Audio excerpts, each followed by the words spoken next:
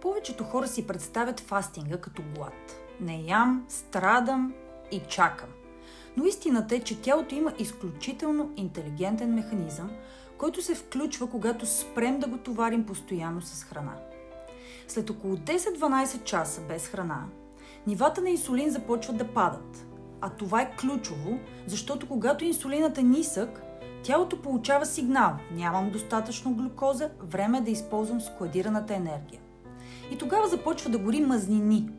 Не мускули, а мазнините, които сме натрупали.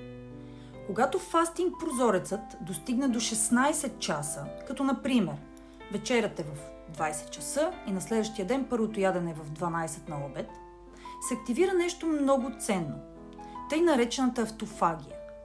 Това е клетъчно почистване, по време на което тялото започва да разгражда старите и увредени клетки, за да освободи място за нови. Това води до по-малко възпаление, по-добър имунитет, подмладяване и по-добра функция на мозъка. Когато фастингът се прави съзнателно, това не е наказание. Това е естествено рестартиране на системата.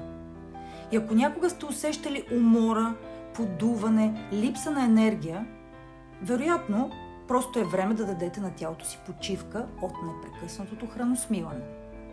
Следващия път, когато пропуснете закуската, не мислете, че сте на диета. Помнете, че в този момент тялото ви се лекува, възстановява и обновява отвътре.